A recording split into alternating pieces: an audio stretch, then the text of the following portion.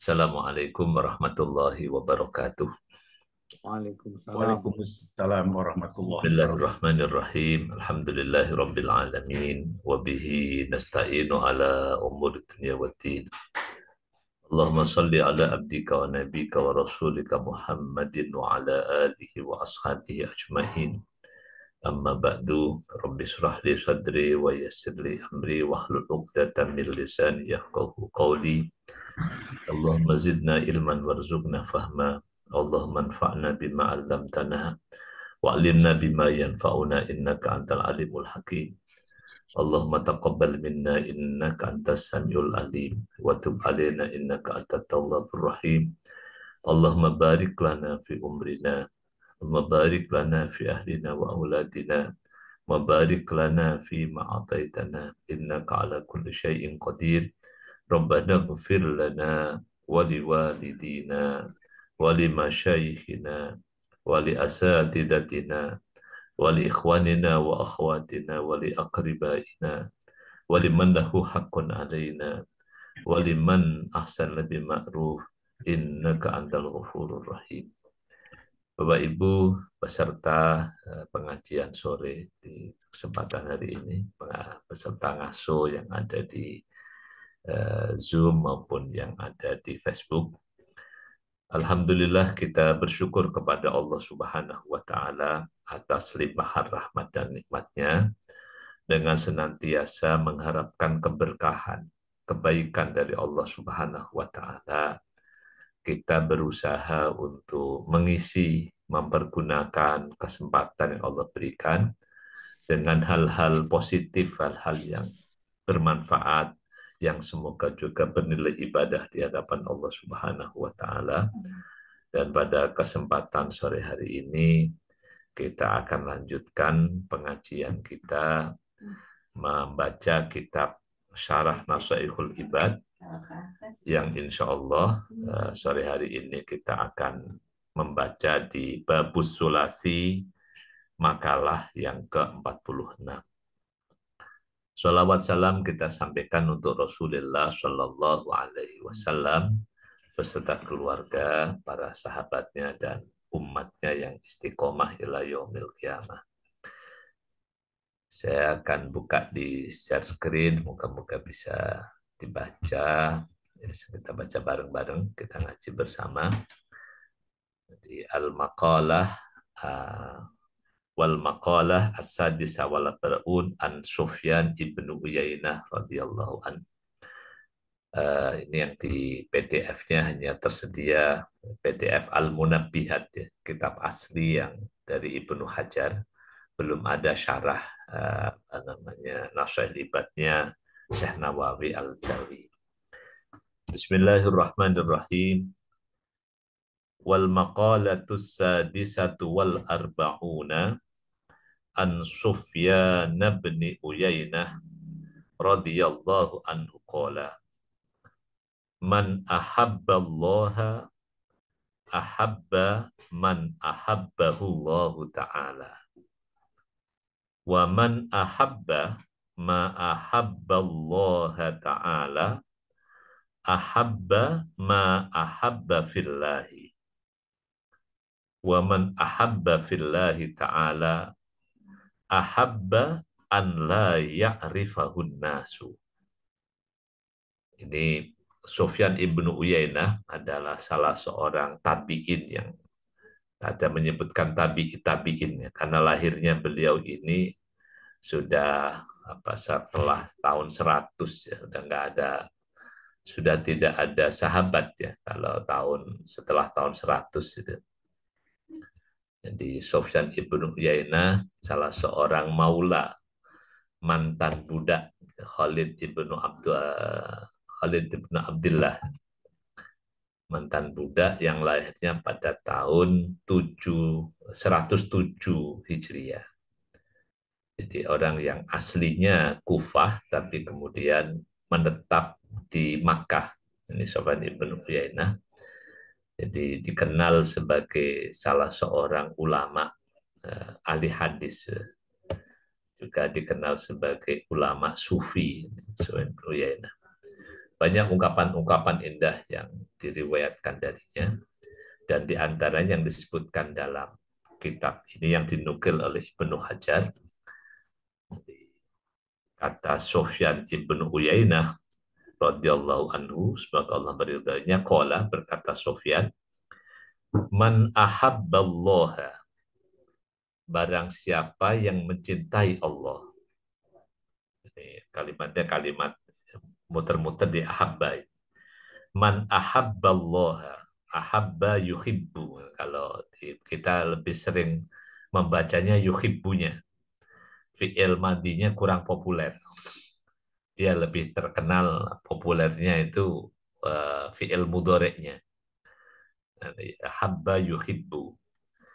Man ahabballaha, barang siapa yang mencintai Allah, maka ahabba, dia akan mencintai man ahabbahullahu ta'ala, akan mencintai orang-orang yang Allah mencintainya. Jadi ini salah satu ciri cinta Allah adalah mencintai para kekasih Allah. Nah, kalau yang sekarang yang ada ya kekasih Allah itu siapa? Yang dijelaskan oleh Syanawawi, minal ulama wassolihin. Minal ulama wassolihin.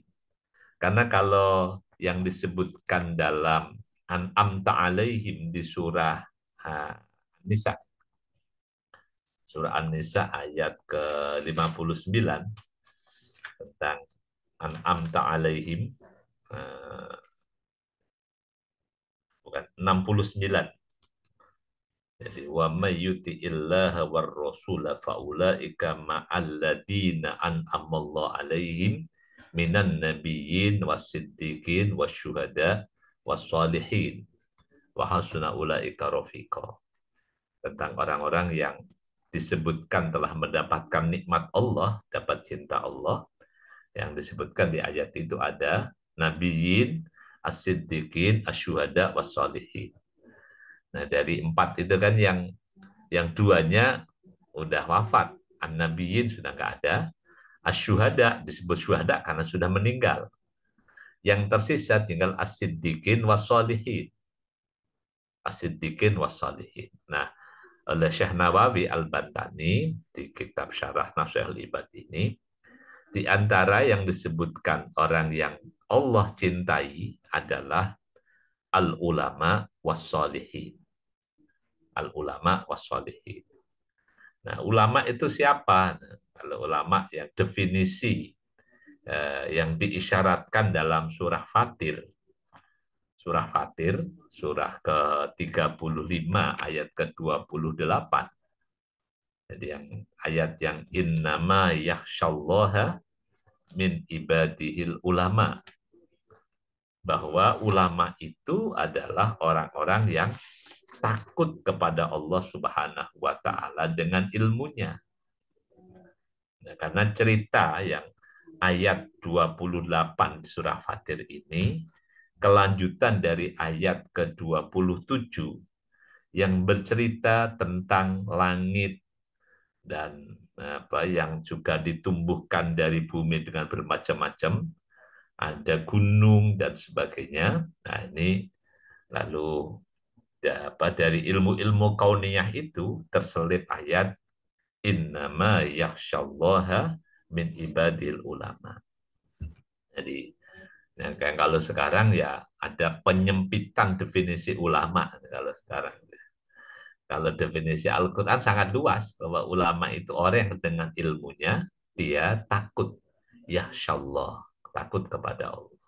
Nah, itu bisa tidak hanya ilmu agama, ya ilmu apapun yang berguna bagi manusia, karena yang Allah ajarkan kepada Adam ketika mau diturunkan ke muka bumi itu kan bukan hanya ilmu agama, tapi di surah Al-Baqarah itu wa'allama Adamal asma'a kullaha. Itu kan berarti kan yang diajarkan bukan hanya ilmu agama, tapi ilmu tentang alam semesta, ilmu alam raya.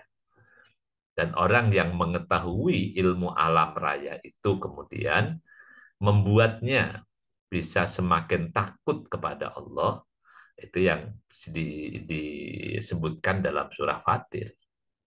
Tapi ya kita nggak bisa pungkiri ya, ada penyempitan ulama itu yang sekarang ya, ya macam-macam definisinya.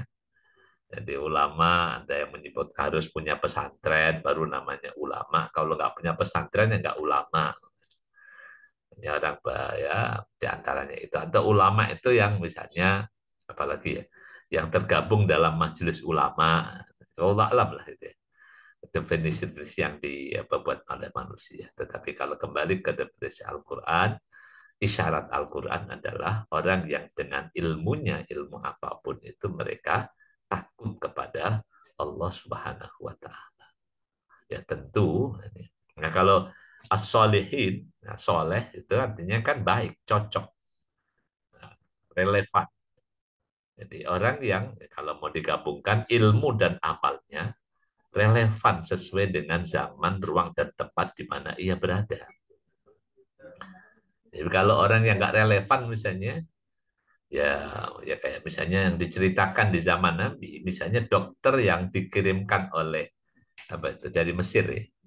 Nabi dapat kiriman dokter, tapi akhirnya dokter minta pulang karena di masyarakat Nabi dokter itu nggak banyak manfaatnya gitu. Jadi karena masyarakat Nabi inna qaumun la naqulu qabla an najub wa nantahi qabla an nashba. Kita ini kaum yang tidak makan sebelum lapar dan berarti sebelum kenyang sehingga nggak banyak orang sakit. Sehingga dokter yang dikirimkan itu ya minta pulang aja karena di sini nggak banyak pasien. Wallah alam. Jadi ini tentang kalau soleh ini, kalau makna harfiah kata soleh artinya cocok. Makanya kita sering mendengar dulu tentang Islam adalah ajaran yang solihun likulli zamanin wa makan. Ajaran yang relevan, yang cocok untuk segala ruang dan waktu. Nah, kalau orangnya gimana ya? Orang soleh itu ya orang yang relevan, yang cocok sesuai dengan ruang dan waktu. Jadi apa namanya? Bisa jadi misalnya mohon maaf kadang-kadang agak saya itu suka kadang-kadang gitu ya bikin contoh yang agak ekstrim. Jadi, suatu saat yang lebih cocok itu orang nongkrong di pinggir jalan suatu saat ya. Karena misalnya yang bisa menolong kalau di kita itu ada kecelakaan di jalan, yang lebih cepetan menolong adalah yang sedang nongkrong di pinggir jalan misalnya. Bisa jadi dia lebih lebih diperlukan oleh orang yang kecelakaan di jalan itu dibandingkan dengan mohon maaf kan misalnya orang yang sedang berzikir di masjid. Nah, itu misalnya gitu. Allah alam. Tapi ya kita juga nggak bisa pungkiri tentang apa itu soleh yang difahami oleh masyarakat kita itu.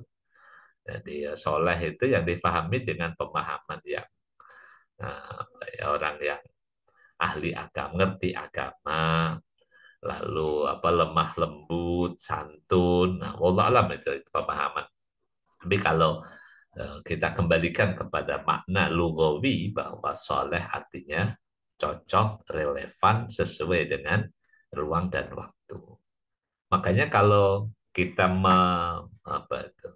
membayangkan seorang muslim yang soleh, solihin misalnya kalau yang disebutkan kalau di antara kitab namanya kitab Riyadus Solihin, kitabnya Imam Nawawi. Itu kan dari namanya, jadi ini tentang taman orang soleh.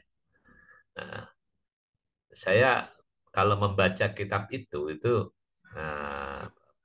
menggunakan kaedah bahwa setiap judul kitab Riyadus Solihin adalah indikator kesolehan. Jadi orang soleh itu apa? Dari bab pertama, mulai dari ikhlas, lalu sabar, taubat, sabar, dan seterusnya gitu kan. Sampai kira-kira ada 370-an bab yang ada di kitab Riyadhus Shalihin.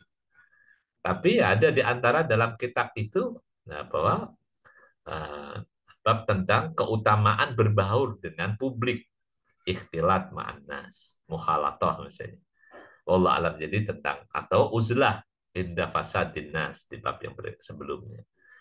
Jadi ini tentang soleh ya, tentang soleh ya kita sesuaikan yang relevan dengan ruang dan waktu zamannya. Nah, bisa jadi misalnya kayak sekarang, ketika zaman yang sekarang itu zaman teknologi informatika, bisa jadi orang yang soleh di zaman ini adalah orang yang dia bisa menguasai teknologi dengan baik dan menggunakannya untuk kemaslahatan umat, misalnya kemaslahatan kebaikan umat. Wallahu alam tentang soleh. Ini yang disebutkan oleh apa namanya Syekh Nawawi, bahwa penjelasan dari man ahabbahullah, orang-orang yang Allah cintai adalah apa namanya al ulama was-shalihin. Frasa kedua dari nasihat Imam Sufyan Ibnu Uyainah, wa man ahabballah, wa man ahabba, dan barang siapa yang mencintai, man ahabballah ta'ala, seseorang yang mencintai Allah Subhanahu wa taala. Orang yang cinta kepada orang yang cinta kepada Allah, orang yang cinta kepada orang yang cinta kepada Allah, maka ahabba ma ahabba fillahi ta'ala. Dia akan mencintai ma ahabba, segala sesuatu yang ahabba, yang membuat cinta fillahi ta'ala. Orang yang cinta kepada orang yang cinta kepada Allah itu akan mencintai segala sesuatu yang membuatnya cinta Allah. Jadi kalau dijelaskan minal a'mali sholihat. Jadi orang yang cinta kepada orang yang cinta Allah, dia akan cinta segala amal-amal soleh, amal-amal baik. Jadi, nah ini tentang amal baik ya, namanya juga amal soleh. Nah, amal soleh ini juga namanya soleh. Jadi ya penjelasannya tidak hanya dia yang diajarkan oleh agama seperti yang dijelaskan oleh misalnya Ibnu Taimiyah tentang definisi ibadah, ismun likulli ma yuhibbuhullahu ta'ala wa yardahu minal aqwali wal a'mal al batinah wad dhahirah, tetapi akan lebih luas lagi tentang amal soleh. Amal artinya perbuatan soleh yang baik, yang cocok. Nah ini amal yang baik, yang cocok. Kalau kriteria baik, nah ini baik, ini ya ada kriteria agama, syarat rukun agama. Sesuatu dikatakan baik ketika agama menilainya baik. Tapi juga nanti ada soleh yang maknanya relevan, cocok. Nah, misalnya contoh, pelaksanaan agama yang tidak memperhatikan ruang dan waktu. Contoh apa namanya? Melaksanakan ajaran agama, tapi tidak memperhatikan ruang dan waktu. Ya, contoh klasik adalah penolakan atau teguran Nabi kepada sahabat Mu'adz bin Jabal yang ngimamin sholat Isya dengan membaca surah Al-Baqarah yang panjang. Ya kan, itu benar semua kan? Jadi orang sholat ibadah, membaca surah Al-Baqarah itu juga ibadah, baca Quran dalam sholat. Tapi ketika ini kurang pas dengan situasinya, karena menjadi imam sholat fardu yang orang itu dianjurkan untuk mengikuti sholat fardu berjamaah. Nah ini jadi masalah ketika imamnya bacaannya kepanjangan, karena dalam sholat itu ada orang yang sudah tua, ada anak-anak, ada orang yang punya hajat. Nah, makanya Nabi menegur Mu'adz, afattanun antaya Mu'adz. Apa kamu mau menjadi tukang fitnah wahai Mu'adz? Padahal yang dilakukan kan kebaikan, ajaran agama. Tapi ketika kurang memperhatikan situasi dan kondisi, maka agama itu bahkan bisa menjadi polusi. Itu kan jadi sampai Nabi menegur Mu'adz dengan itu, afattanun. Lalu Nabi mengajarkan, nah kalau menjadi imam sholat, ya fal yukhafif. Maka sholatnya Jangan berat-berat, tapi sholatnya ringan-ringan saja. Yang penting ya tidak kemudian saking ringannya mengabaikan tumak ninah, ya nggak boleh juga.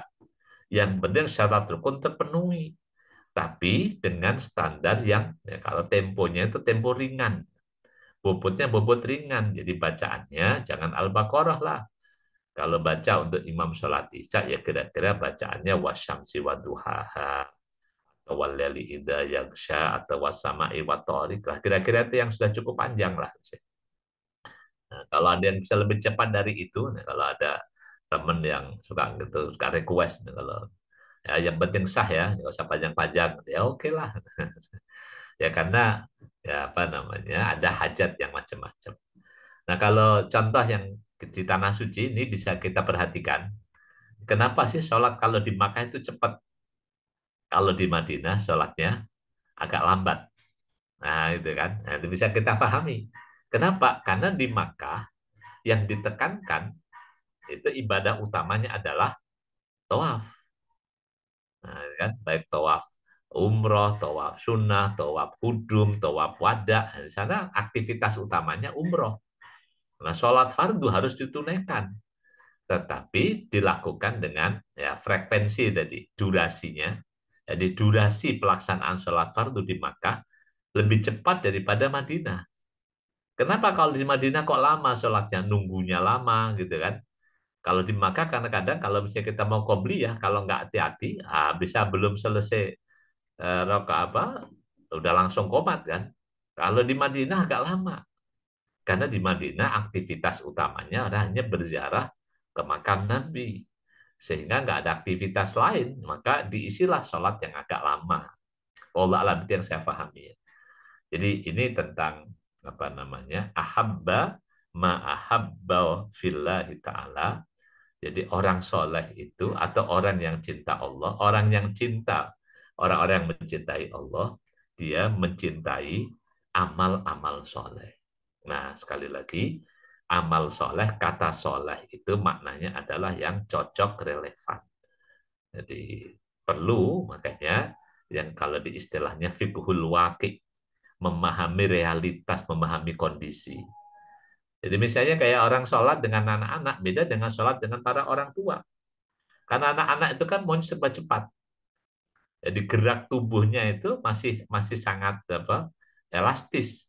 Geraknya cepat, begitu diajak kayak orang tua geraknya lambat, wah dia lalat banget. Tapi orang tua diajak sholat model anak-anak, wah ini udah tulangnya udah pada nggak bisa ngikutin kan. Ini perlu menyesuaikan. Nah, jadi apa amal soleh itu sekali lagi perlu menyesuaikan ruang dan waktu. Misalnya contoh, ada beberapa kalimat zikir. Kalimat zikir itu kan zikir itu kalimat yang paling ringan. Itu juga ada relevansi ruang dan waktu. Kalau kita membaca hamdalah, misalnya karena habis baca hadis Nabi tentang keutamaan baca hamdalah.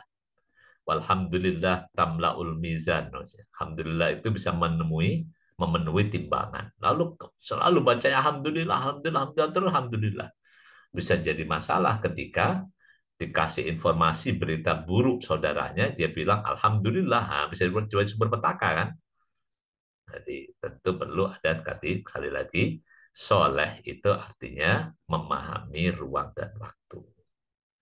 Jadi ini ya, perlunya kita ya, jadi dalam ibadah, dalam amal itu menyesuaikan, jadi tidak apa namanya sesuai dengan, tidak mengandalkan apa yang kita mau, apa yang kita mampu, tapi juga perlu memperhatikan lingkungan, ruang dan waktu di mana kita berada. Oke, itu yang kedua. Nah, yang ketiga ini.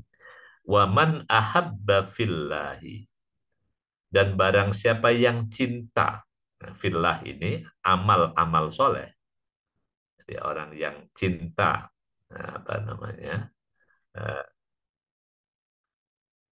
dalam mencintai Allah. Man ahabba fillah, cinta Allah. Dan cinta amal-amal yang Allah cintai.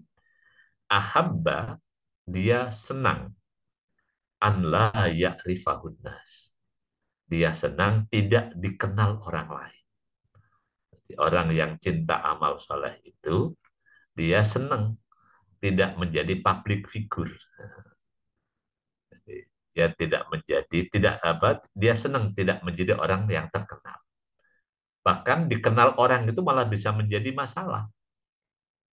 Jadi coba lihat aja misalnya kan orang-orang terkenal itu suka mengeluh tentang ini gara-gara jadi public figure itu nggak punya privasi. Jadi karena ya semua orang kenal orang, jadi dia nggak bisa bebas menikmati privasinya. Tapi kalau orang nggak terkenal, wah itu enak dia bisa menikmati privasi. Nah, sedangkan nanti dalam beberapa amal ibadah itu yang sangat mengutamakan privasi karena ada amal-amal ibadah yang berkaitan dengan publik itu juga seringkali apa namanya sama dengan aktivitas publik al-adat yang lain. Nah, penjelasan Syekh Nawawi, kenapa ke orang yang cinta Allah itu tidak senang tidak terkenal, bal yashtagilul a'mal fil khalwah. Dia menyibukkan diri dengan amal-amal dalam sepi. Jadi kalau dalam sunyi, jadi tidak dalam keramaian itu malah dia senang. Jadi orang yang menyukai kesunyian, khalwah. Ini kalau dalam kalimat sufi ya, ada khalwah itu menjadi salah satu ritual. Wa naqalal Asqalani, Ibnu Hajar Asqalani, penulis Al-Munabbiyat ini menukil anna mahabbatallahi qismani, bahwa cinta Allah itu ada dua macam. Fardun, yang pertama adalah wajib fardu.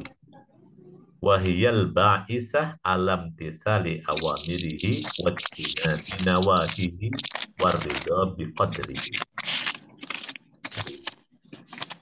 Mahabbatullah yang wajib adalah yang al-ba'isah alam tisali awamirihi, adalah cinta kepada Allah yang membangkitkan, yang menjadi motor. Al-ba'isah itu kalau dalam mekanik ya, motor starter, pembangkit alam tisali awamirihi, yang bisa membangkitkan orang untuk menjalankan perintahnya, wajtina binawahihi, menjauhi larangannya, waridho biqadarihi, ridho dengan takdir, dengan ketetapan-ketetapannya. Ini kalau ini cinta Allah yang wajib. Kalau penjelasan Al-Asqalani, cinta Allah yang wajib adalah cinta yang membangkitkan orang untuk menjalankan perintah, menjauhi larangan, dan ridho dengan ketetapannya. Yang kedua adalah cinta yang wana debun, cinta yang sunnah, wahiyya an yuwadiba alan nawafili wayajtanibas syubuhati. Jadi cinta yang sunnah, yang nadib adalah cinta yang mendorong orang untuk yuwadiba alan nawafil, melanggengkan, jadi membiasakan ibadah-ibadah sunnah. Ibadah-ibadah sunnah ini yang kalau dalam hadis qudsi banyak disebutkan di kalau Riyadhus Shalihin itu berulang-ulang. Jadi hadis yang man ada li waliyan faqad adantuhu bil harbi. Barang siapa yang memusuhi kekasihku, maka aku nyatakan perang dengannya. Siapa kekasih Allah itu? Ya disebutkan tentang wa ma taqarraba ilayya abdi bi syai'in, dan tidak ada sesuatu yang digunakan hambaku mendekatkan diri kepadaku ahabbu ilayya mimma aftaratuhu alaihi, yang lebih aku cintai melebihi yang telah aku fardukan kepadanya. Jadi yang fardu itu adalah amal ibadah yang paling Allah cintai. Oke. Nah, setelah itu wa ma yazalu abdi yataqarrabu ilayya bin nawafili, dan tidak henti-hentinya hambaku mendekatkan diri kepadaku dengan ibadah-ibadah sunnah hatta uhibbahu, sehingga aku mencintainya. Bahwa ibadah sunnah itu bisa menambah kedekatan manusia dengan Allah Subhanahu wa taala sehingga Allah mencintainya. Oke, ini jadi ini mahabbah yang sunnah adalah mahabbah yang membuat orang kemudian melanggengkan ibadah-ibadah sunnah wa yajtanibus syubhat, menjauhi yang syubhat. Kalau menjauhi haram, itu wajib kan. Kalau menjauhi syubhat itu sunnah. Jadi apa namanya yang dinukil oleh Ibnu Hajar Asqalani. Wa qala Siddiq, dan berkata Abu Bakar As-Siddiq, mandaqa, barang siapa yang mencicipi min khalisi mahabbatillah, dari kemurnian cinta Allah. Jadi orang yang sudah merasakan cinta Allah yang murni, baik mencintai maupun dicintai. Ini syaghalahu dzalika, maka cinta Allah itu akan menyibukkannya antola bidunya, dari mencari dunia. Jadi orang yang sudah menikmati cinta Allah, dia nggak akan disibukkan dengan mencari urusan dunia. Kenapa? Karena dunia sudah datang kepadanya. Jadi, apa namanya, nggak sibuk untuk mencari dunia. Ya karena kalau yang apa itu ya, kalau di dalam ilmu takdir ya, urusan dunia manusia itu kan sudah ditetapkan. 4 bulan ketika manusia ada dalam kandungan. Maka kalau misalnya dalam mencari rizki, yaitu yang diperlukan. Jadi yang perlu kita koreksi dalam kehidupan sekarang. Jadi salah satu penyebab kerusakan alam, korupsi, kerusakan dunia hari ini, kalau mau, Allah alam, kalau saya perhatikan, adalah akibat dari ideologi ekonomi yang diajarkan, yang kita pelajari sejak dulu. Itu ekonomi itu mencari keuntungan sebesar-besarnya dengan modal sekecil-kecilnya. Jadi orang yang dikejar untung. Itu ya ekonomi yang diajarkan di kita. Ya, untungnya untung duniawi. Bahkan dengan apa tadi, modal sekecil-kecil. Wallah alam, saya apa namanya, hari-hari ini dengan banyaknya bencana itu, dia akhirnya berpikir bahwa kenapa nggak kita geser bahwa aktivitas ekonomi itu adalah membuat kita menjadi berguna, manfaat dasarnya. Jadi yang kita ambil memang yang kita manfaatkan, lalu keberadaan kita pun manfaat bagi orang lain, bagi alam semesta. Asas manfaat. Ilustrasinya begini, Bapak Ibu rahimakumullah. Jadi beberapa kali ketika menghadiri acara walimahan, acara itu di gedung gitu ya, acara walimahan. Kadang-kadang saya suka iseng ke belakang, liatin piring-piring sisa itu, piring-piring bekas. Nah itu suka apa namanya, ya menyesalkan kenapa sih banyak makanan sisa di piring yang ada di acara pesta itu. Kenapa sih orang tidak mengambil, memang dia mau makan dihabiskan. Gitu kan. Jadi saya ini iseng aja ini berangkat dari situ. Ini menurut saya wallah alam. Jadi orang yang mengambil makanan di walimahan itu, dia ambil sebanyak-banyaknya lalu dia tidak habiskan. Menurut saya, ini orang yang mendolimi tamu yang lain. Apalagi ternyata misalnya tamu yang belakangan nggak kebagian makanan. Karena ada orang yang datang duluan mengambil banyak-banyak tapi nggak dimakan. Oke, nah, itu jadi pandangan itu. Saya apa namanya, tidak keberatan kalau ada orang yang misalnya gitu di acara walimahan banyak sajian, lalu dia mencoba seluruh makanan itu, tapi nggak menyisakan, nggak ada yang terbuang. Saya tidak apa namanya, tidak memandang negatif orang itu, karena dia bisa memang mencicipi apa yang memang dia manfaatkan. Yang menurut saya ada yang dolim itu adalah yang tadi mengambil banyak makanan tapi kemudian dia tidak habiskan. Nah, mungkin yang kita generasi generasi lama ini kan dulu sama orang tua diajarkan makan itu harus habis. Kalau makanan nggak habis nanti nasinya akan nangis. Nah, itu kan dulu diajarin. Oh alam. Jadi akhirnya saya berpikir kalau cara hidup kita itu misalnya merasa salah dosa kalau kita mengambil dunia yang tidak kita gunakan.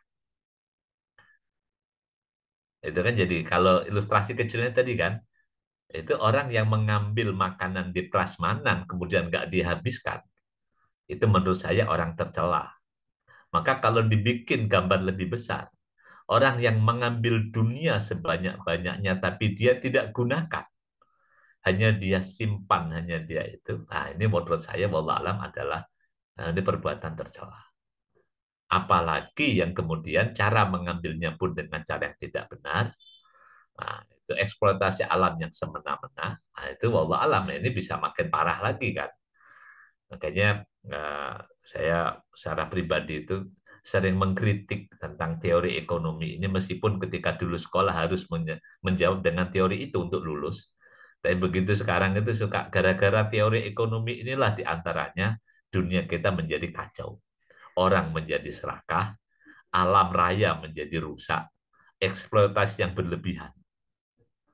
Nah, ini kalau penjelasannya apa namanya? As-Siddiq, orang yang apa dzaqa min khalisi mahabbatillah syaghalahu dzalika an talabid dunya. Jadi itu akan karena cinta Allah ya bukan berarti Abu Bakar orang miskin, Abu Bakar orang kaya. Hartanya berlimpah. Tapi harta yang tangan Abu Bakar itu efektif untuk nah gitu kan bermanfaat semuanya nggak tersisa. Sampai nggak tersisa itu kan. Semuanya dipakai untuk sebagaimana fungsinya harta itu diberikan kepadanya. Wallah alam ini pandangan pribadi yang mungkin juga salah. Jadi ini kan gara-gara itu aja kan karena dulu belajar ekonominya pakai teori itu kan.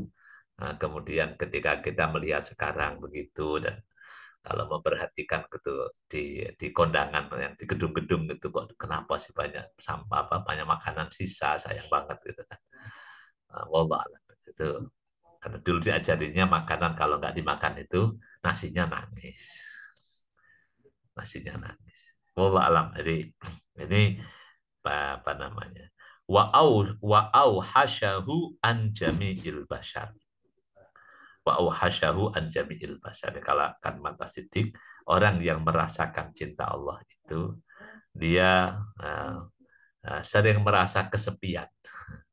Jadi merasa nikmat dengan kesendirian. Sendirian. Bukan jadi orang yang ini ya, orang autis, bukan punya dunia sendiri. Tapi dia orang yang tidak apa namanya ya nggak tergantung oleh sesama manusia. Sesama manusia. Ini makalah yang ke-46.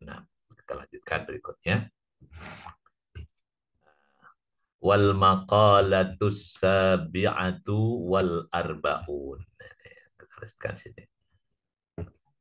Wal maqalatus sabi'atu wal arba'un, makalah yang ke-47. Anin Nabi sallallahu alaihi salatu wassalam. Kalau di PDF wa anin Nabi salatu wassalam itu tulisannya kurang. Kalau di alaihi salatu wassalam. Jadi Nabi alaihi atasnya as-salatu wassalam. Atasnya sholawat dan salam. Annahu qala bahwasanya Nabi SAW bersabda, sidqul mahabbati fi salasi khisalin. An yakhtara kalama habibihi ala kalami ghairihi. Wa yakhtara mujalasata habibihi ala mujalasati ghairihi. Wa yakhtara ridho habibihi ala ridho ghairihi.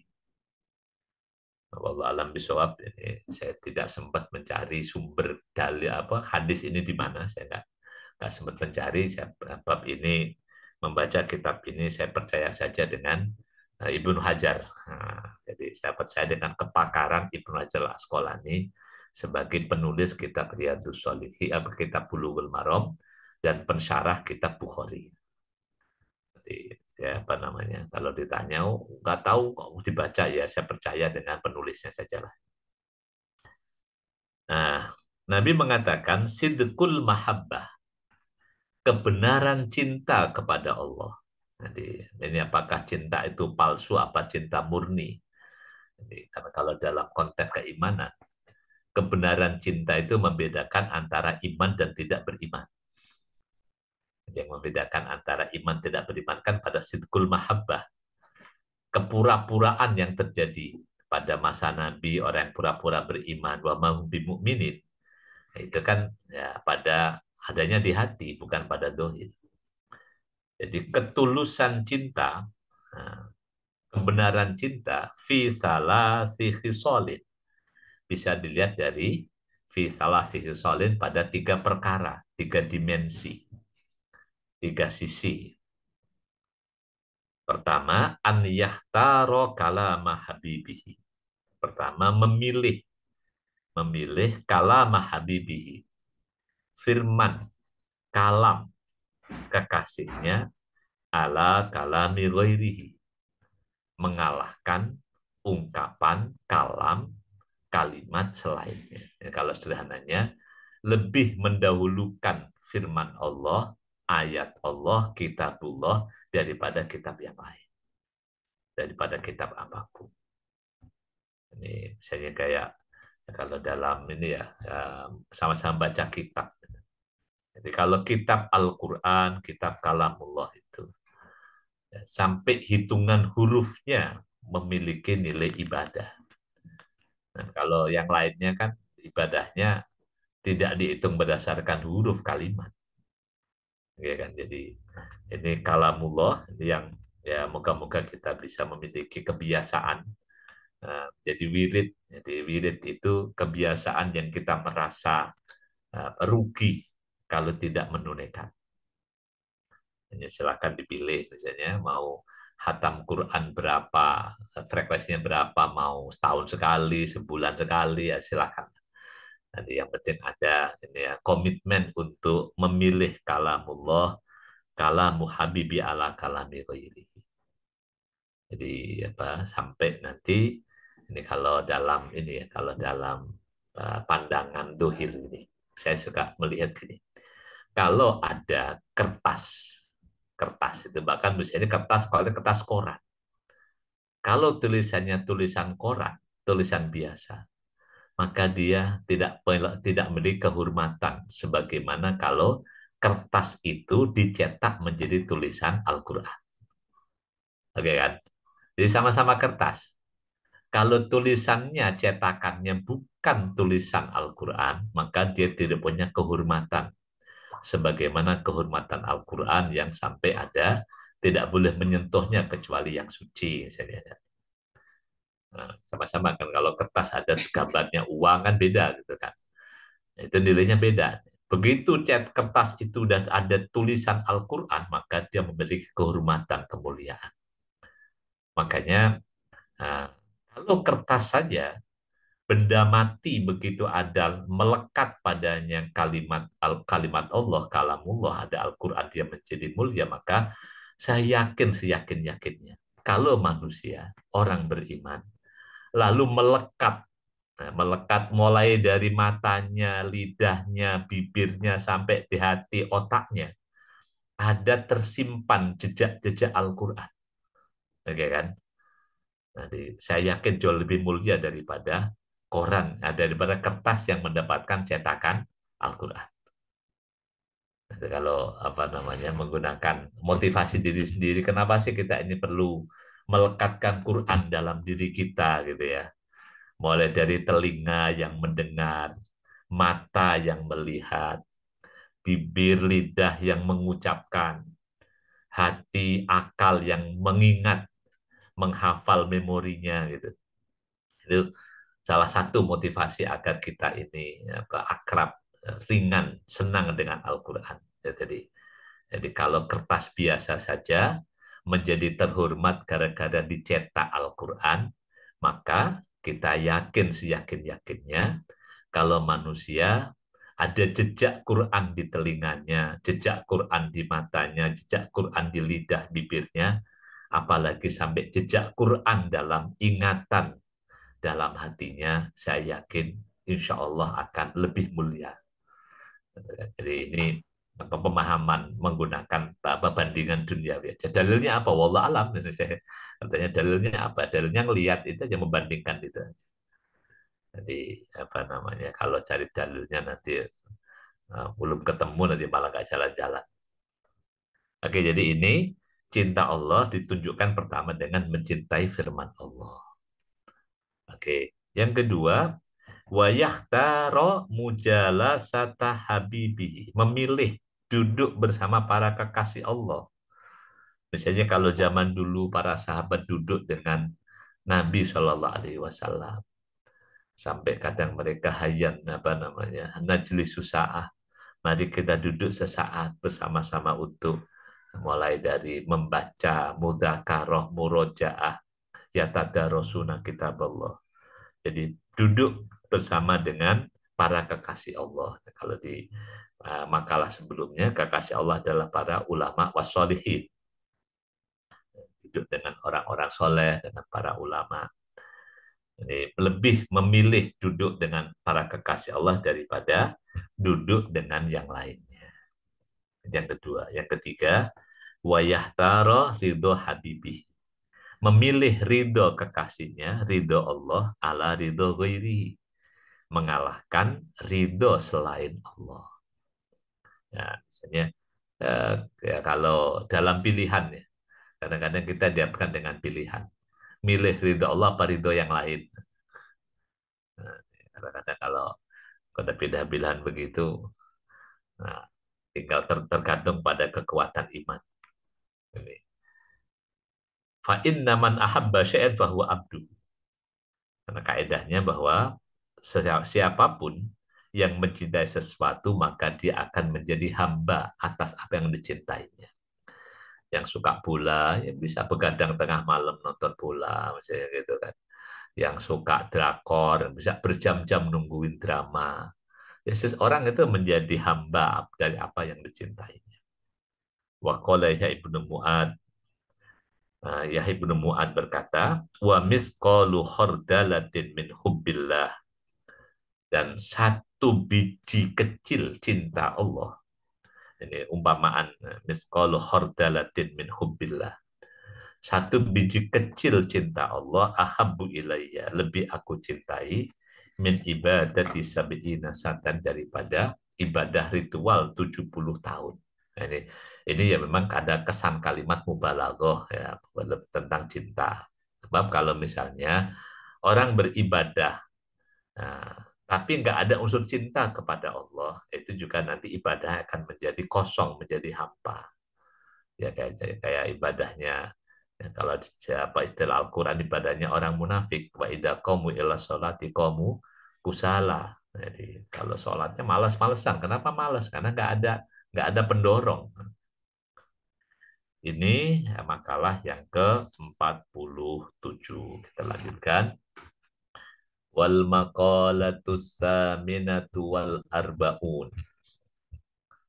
Dan makalah yang ke-48. Arbaun.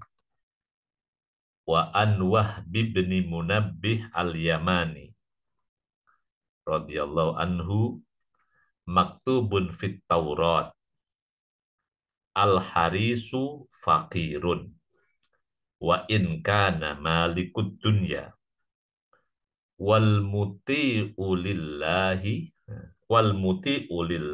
muta'un linnas wa in kana mamlukan wal qani'u ghaniyun wa in kana ja'ian. Wahab ibnu Munabbih ini juga salah seorang, kalau nggak salah ini juga tabiin. Saya belum sempat mencari biografinya Wahab ibnu Munabbih. Pada umumnya ini nama-nama yang kalau nggak tabiin ya tabiin. Coba kalau dicari siapa Wahab ibnu Munabbih itu.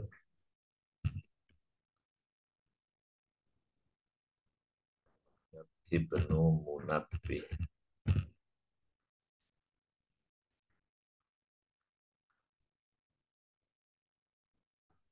Jadi Imam ibnu Munabbih al-Yamani mengatakan maktubun fit Taurat,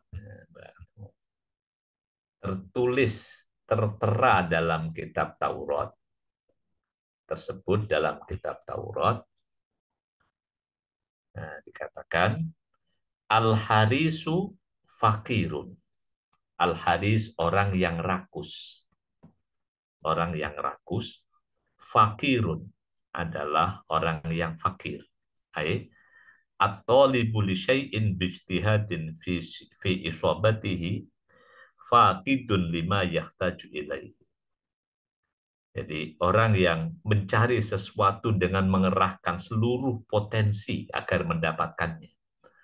Orang yang sedang rakus ya, mencari sesuatu dengan mengerahkan seluruh kekuatannya. Itu adalah orang yang fakir. Orang yang kehilangan apa yang menjadi kekuatannya, menjadi hajatnya. Jadi sama seperti orang fakir. Nah, kalau orang dia nggak fakir, nyarinya nggak begitu banget. Misalnya orang yang bedanya orang kaya dengan orang fakir ketika bekerja. Kalau orang kaya misalnya nggak dapat, ya nggak apa-apa lah. Tapi kalau orang miskin begitu, orang fakir begitu nggak dapat, nah, dia merasa tidak mendapatkan apapun itu, wah, sesuatu banget bedanya. Fakir. Al-harisu fakirun. Orang yang rakus adalah orang yang fakir. Ini kalau makna yang lain adalah orang yang apa itu? Haris itu maknanya memang rakus ya. Wa in kana malikat dunia. Wa in kana malikat dunia. Meskipun orang itu adalah raja dunia. Punya penguasa dunia, tapi kalau dia masih rakus, artinya orang itu fakir, bukan orang kaya. Nah, karena kalau orang kaya kan dia memberi, bukan mencari. Oke, gitu kan. Ini kalimat pertama di Ibnu Nabi. Wal muti'u lillahi ta'ala, dan orang yang taat kepada Allah Subhanahu wa taala, muta'un linnas.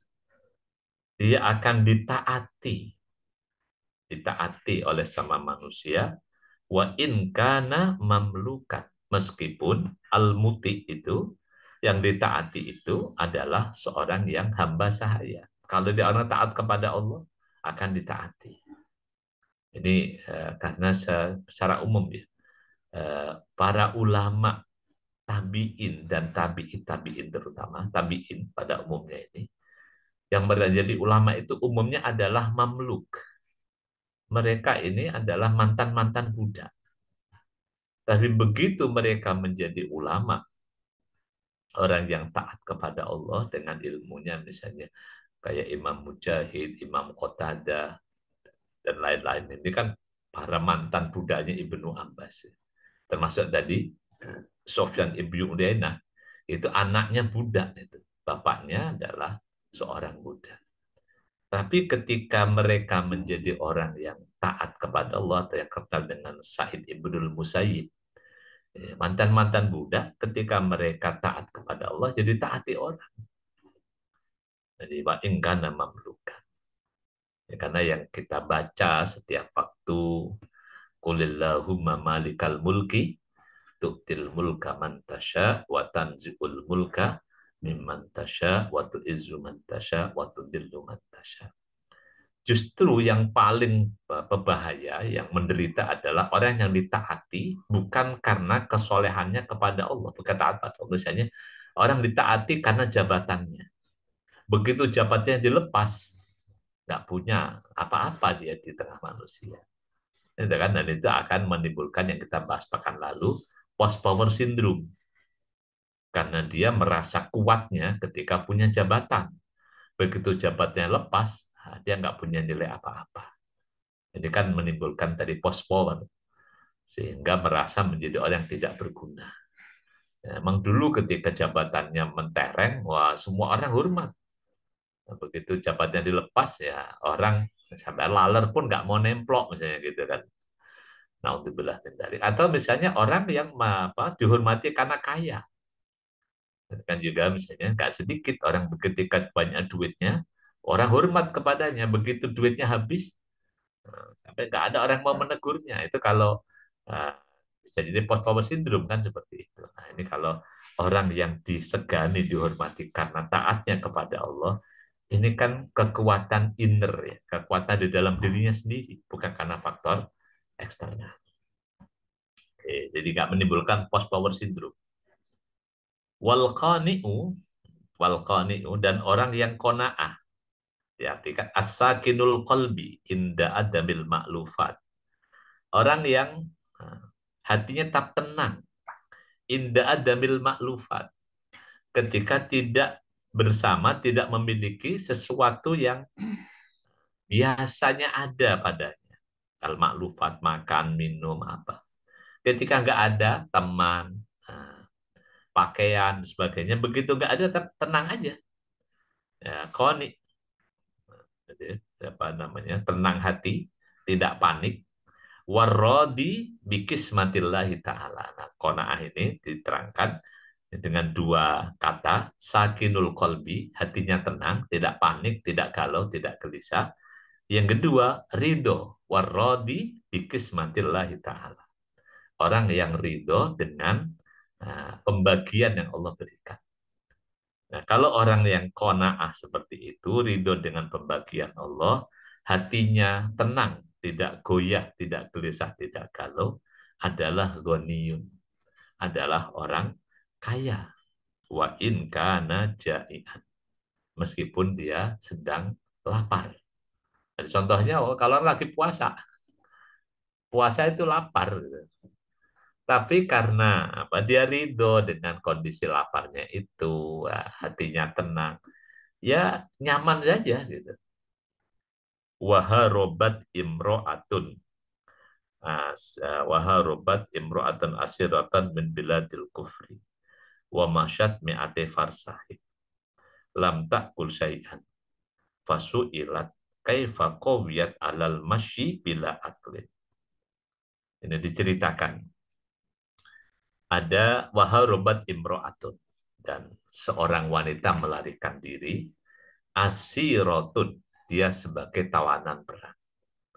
Ini ada wanita tawanan perang melarikan diri min biladil kufri, dari negeri kafir.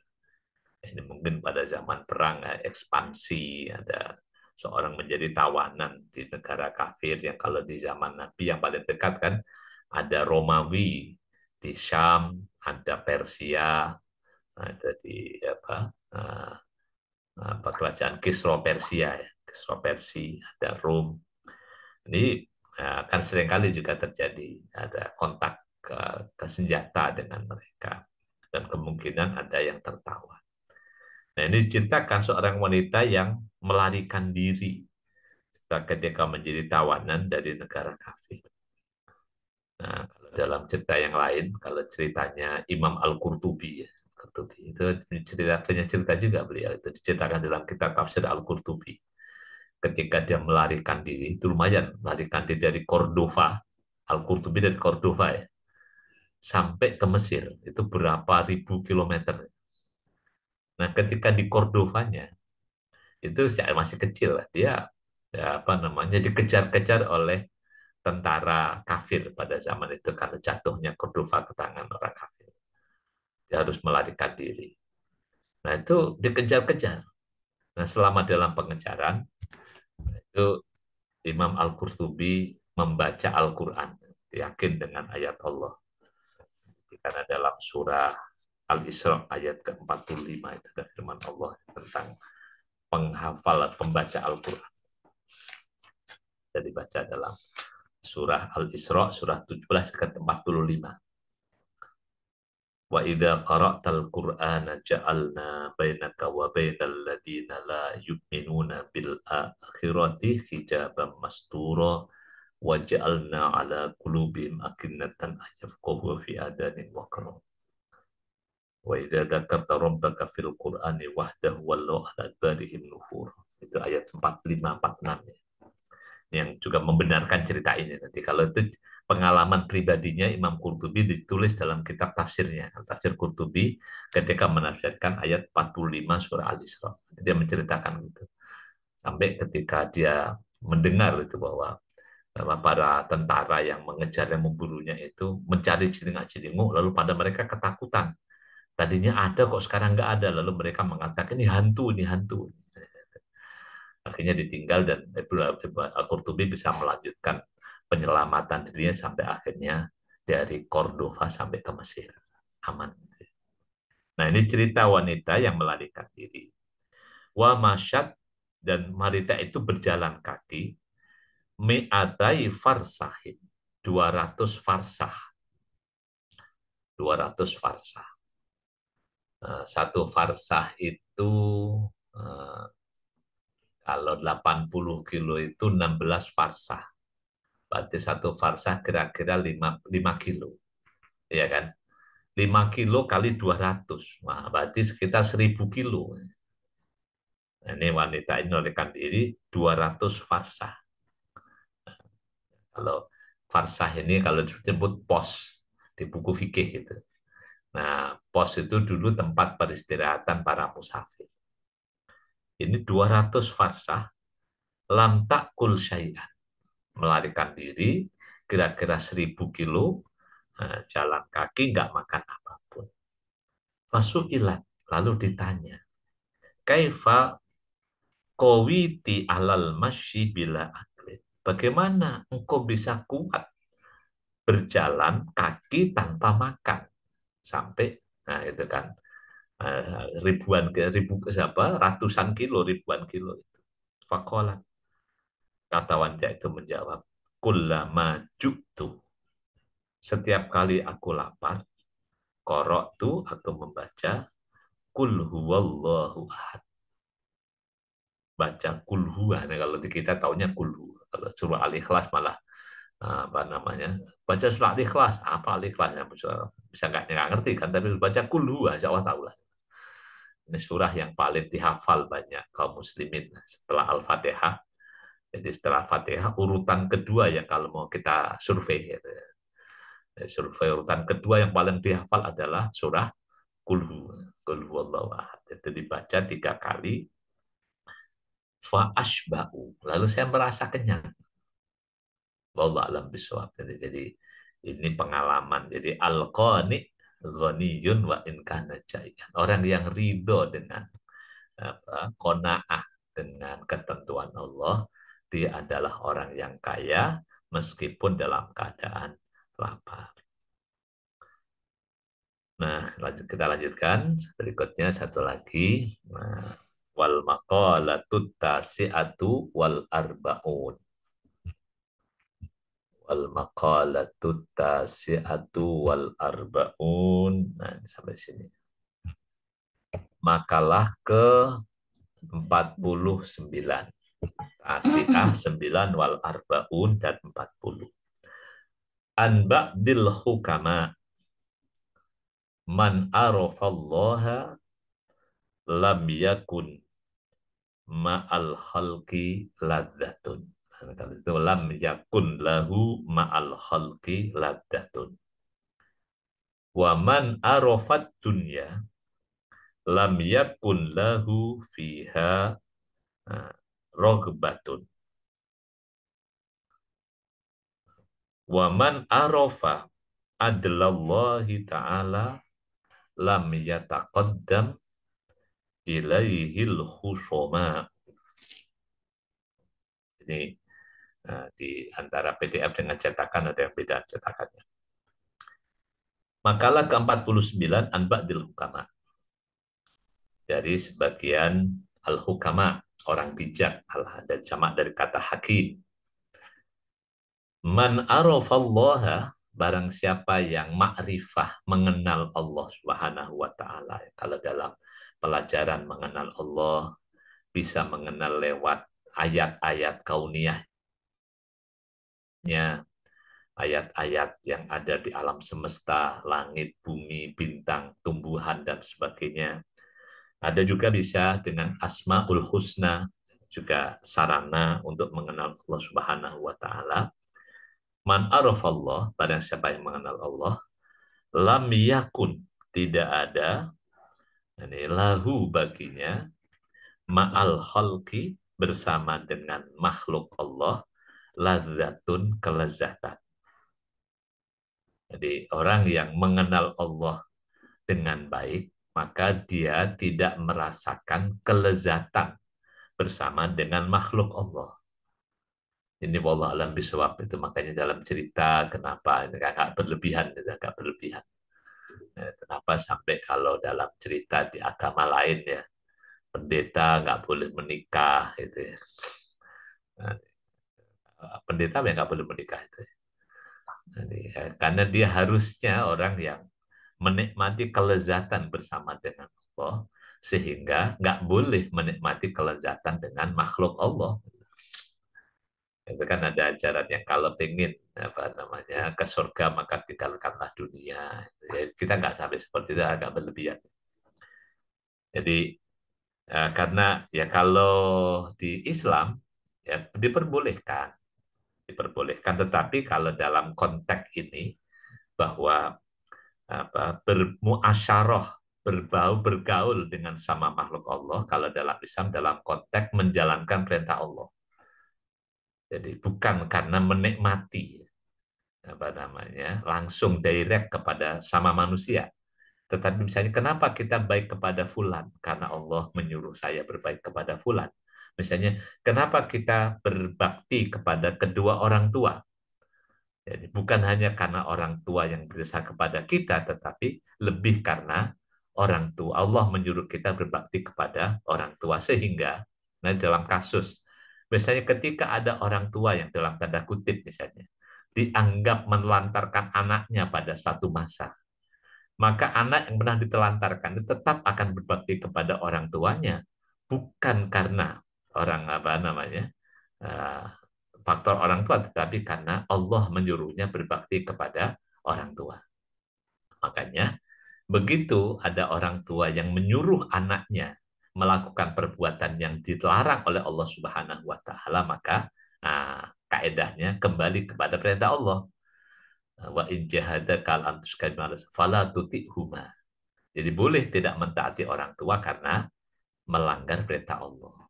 Jadi ini jadi sampai mencintai orang tua, mencintai sesama manusia itu karena ada perintah Allah di sana.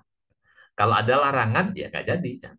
Jadi bukan karena subjektivitas kita kepada sama manusia, tapi mencintai sama manusia juga dalam konteks mencintai Allah Subhanahu wa Ta'ala. Oke, gitu.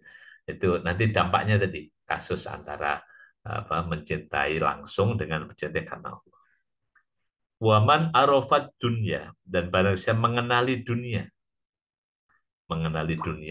hakikat dunia ini kalau di dalam ma'rifatul Islam, ma'rifatul insan, ma'rifatul dunia juga penting juga. Menyadari mengetahui dunia bi anha faniyah, bahwa dunia itu binasa, nggak akan abadi.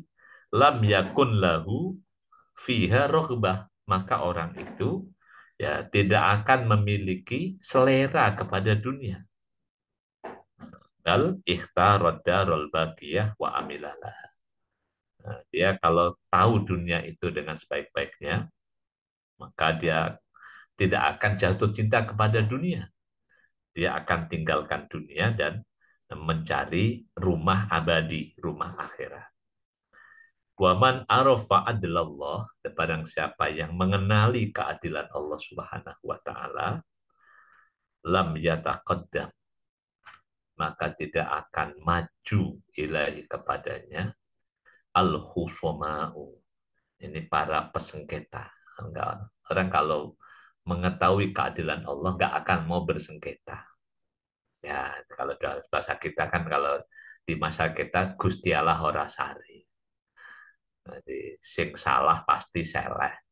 Ya nggak tak yakin dengan keadilan Allah.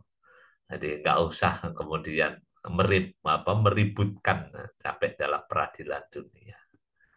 Misalnya ini kan, jadi ya nggak tertarik untuk kepada pengadilan dunia. Dengan tadi kita kayak kalau di masyarakat Gusti Allah ora sari, Gusti Allah boten sari. Gusti Allah boten sari. Yang salah pasti seleh. Itu filosofi Jawa itu menarik juga. Jadi orang yakin dengan keadilan Allah, ya udah. Alam yakbalu alaihi. Jadi dia nggak tertarik untuk bersengketa. Ya kalau mau ambil saja lah. Li'annahu qattarokal khusumah. Nah, dia meninggalkan perselisihan. Kama qala Al-Hasan rahimahullah, man arafallaha ahabbahu wa man arafad dunya karihaha. Kata Al-Hasan Ibnu Al-Hasan rahimahullah Hasan Al-Basri, man arafallah, barang siapa mengenal Allah, ahabbahu, akan mencintai Allah. Wa man arafad dunya, barang siapa mengenali dunia, karihaha, dia akan membenci dunia. Wa qala Syafi'i radhiyallahu anhu, Asy-Syafi'i mengatakan dalam satu syairnya, fama hiya illa jifatun mustahilah alaiha kilabun hamhanajtidabaha fa in tajtanibha kunta saliman li ahliha wa in tajtadibha naza'atka kilabuha. Ini dalam kalimat syair. Ini kok belum ketemu wazannya ini. Fama hiya, tiadalah dunia itu illa jifatun, kecuali kecuali bangkai. Mustahilatun alaiha kilabun, mustahilatun, yang dipindah-pindahkan, alaiha, di atasnya itu, kilabun, anjing-anjing, hamhana, yang menggonggong, ijtidabaha, yang menarik-nariknya. Jadi karena Nabi pernah mengatakan, menceritakan tentang dunia itu ketika melihat ada bangkai gitu ya. Jadi bahwa dunia itu ya nggak lebih mulia daripada bangkai yang itu. Nah, famahi illa jifatun mustahilah alaiha kilabun hamhanat tidabuha. Fa in tajtanibha, kalau engkau menjauhi dunia, kuntang, menjauhi bangkai itu, kunta saliman li ahliha, engkau menyerahkan dunia itu kepada orang yang kepada yang merebutkannya. Wa in tajtanibha, dan jika engkau menariknya, naza'atka kilabha, akan menyerangnya, akan menyerangmu anjing-anjingnya. Ini kalimat syair Syafi'i, ini belum ketemu wazannya, harusnya ada wazan yang bagus. Ini tentang dunia ya, tapi ya kita nggak semuanya seperti ini juga, bahwa kita juga harus mempertahankan dunia yang menjadi hak kita. Itu juga fardu ain ya. Sampai orang yang mempertahankan dunia karena mau diambil orang lain yang menjadi miliknya, kalau sampai terbunuh maka dia dikategorikan sebagai syahid gitu. Tapi kalau mau mengambil milik jalan untuk udahlah, nggak mau bersengketa, ya silahkan aja. Tapi kalau mau mempertahankan haknya, ya dilindungi oleh hukum, oleh agama. Tapi ya kembali kaidah bahwa dunia itu ya diperoleh dengan cara yang halal dan dipergunakan dengan cara yang benar. Insya Allah sampai sini pengajian kita di makalah yang ke-49. Insya Allah pekan depan kita lanjutkan di makalah yang ke-50. Insya Allah. Nah, sampai sini dulu. Kalau ada yang mau disampaikan di Zoom, kalau yang di Facebook, ini saya tutup dulu.